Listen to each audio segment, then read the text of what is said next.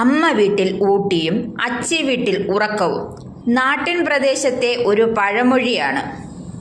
ഈ പഴമൊഴി പോലെയാണിപ്പോൾ മലങ്കര ഓർത്തഡോക്സ് സഭ തിരുവനന്തപുരം പാളയം പള്ളി കൈക്കാരൻ ജോർജ് തോമസ്. അയാളുടെ ഊണ് മലങ്കര സഭയിലും ഉറക്കം വികട കൂടാരത്തിലുമാണെന്നാണ് തോന്നുന്നത്. കാതോലിക്ക ബാബയുടെ പേരിലുള്ള ബാവാപ്പറമ്പ് അയാളുടെ പേരിലാക്കി തരണമെന്ന് ജില്ലാ കളക്ടർക്ക് ആദ്യം അപേക്ഷ കൊടുത്തു. അത് കഴിഞ്ഞു ബാവാപ്പറമ്പിൽ സഭാ കെട്ടിടം നിർമ്മിക്കാൻ കല്ലിടാൻ വന്നപ്പോൾ സ്റ്റേ ചെയ്യണമെന്ന് ആവശ്യപ്പെട്ട് വഞ്ചിയൂർ കോടതിയെ സമീപിച്ചു.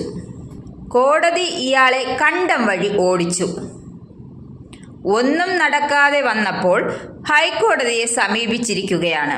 ഹൈക്കോടതിയിൽ ഈ വസ്തുവിന്റെ പട്ടയം റദ്ദാക്കണമെന്നാണ് ആവശ്യപ്പെട്ടിരിക്കുന്നത്.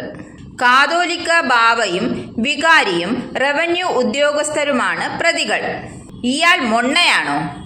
കത്തോലിക്ക ബാവയുടെ പേരിലുള്ള വസ്തുവിന് ഇയാൾക്കെന്താ അവകാശം? മലങ്കര സഭയുടെ സ്വത്തുക്കളെല്ലാം 2017 വിധിയും 934 ഭരണഘടനയും അനുസരിച്ച് മലങ്കര മെത്രോപൊലിത്തയുടെ കീഴിലാണ്. ഇതേക്കുറിച്ച് ബോധമില്ലാത്ത വായ്നോക്കികളെ പിടിച്ച് കൈക്കാരനാക്കിയാൽ ഇങ്ങനെ ഇരിക്കും. ഇയാൾ ഈ കേസും വഴക്കുമായി നടക്കുന്നത് പള്ളി പൊതുയോഗത്തിന്റെ തീരുമാനമോ അനുവാദമോ ഉണ്ടായിട്ടാണോ? സാധാരണഗതിയിൽ അങ്ങനെയൊക്കെയുള്ള തീരുമാനമുണ്ടെങ്കിലേ കേസ് കൊടുക്കാൻ പറ്റൂ. അതുപോലെ ഒരു പള്ളിയുടെ അധികാരി മാനേജിംഗ് കമ്മിറ്റിയുടെ പ്രസിഡന്റ് വികാരിയാണ്. ആ വികാരി ഒപ്പിടാതെ എങ്ങനെ ഹർജി കൊടുക്കും? ഇയാളുടെ ഹർജിക്ക് ഇതൊന്നും ബാധകമല്ലേ?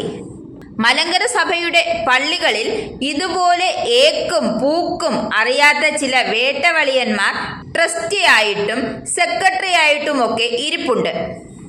ആദ്യം അവന്മാരെയൊക്കെ അടിച്ചു പുറത്താക്കണം, എങ്കിലേ സഭ രക്ഷപ്പെടൂ. ഇരിക്കുന്ന കൊമ്പ് മുറിക്കുന്ന പാഴ് ജന്മങ്ങൾ. ബാവാപ്പറമ്പ് സഭയുടെ പൊതുസ്വത്താണ്. സഭയുടെ പൊതുസ്വത്തുക്കളുടെ അവകാശി പരിശുദ്ധ മലങ്കര മെത്രാപ്പൊലിത്തയാണ്. ആ പൊതുസ്വത്തുക്കളുടെ രേഖകൾ ശരിയാക്കുന്നതിന് ഇപ്പോൾ ദേവലോകത്തെ ഓഫീസിൽ ഒരു എസ്റ്റേറ്റ് ഓഫീസർ ജോലി ചെയ്യുന്നുണ്ട്. അദ്ദേഹം പലരും കൈയടക്കി വച്ചിരിക്കുന്ന സഭയുടെ സ്വത്തുക്കളുടെ രേഖകൾ ശരിയാക്കിക്കൊണ്ടിരിക്കുകയാണ്.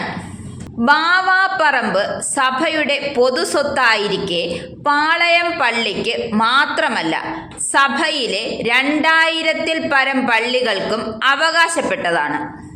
ബാവായുടെ പേരിൽ കരമടച്ചു കൊണ്ടിരിക്കുന്ന വസ്തു റവന്യൂ ഡിപ്പാർട്ട്മെന്റ് ഉദ്യോഗസ്ഥർക്ക് പറ്റിയ തെറ്റായി വ്യാഖ്യാനിച്ചുകൊണ്ട് സഭാ മേലധ്യക്ഷനും ഇടവക വികാരിക്കും ചീഫ് സെക്രട്ടറി ഉൾപ്പെടെയുള്ള ഉദ്യോഗസ്ഥന്മാർക്കും എതിരെ കൊടുത്തിരിക്കുന്ന കേസ് ശരിയാണോ എന്ന് സഭാവിശ്വാസികൾ വിലയിരുത്തണം.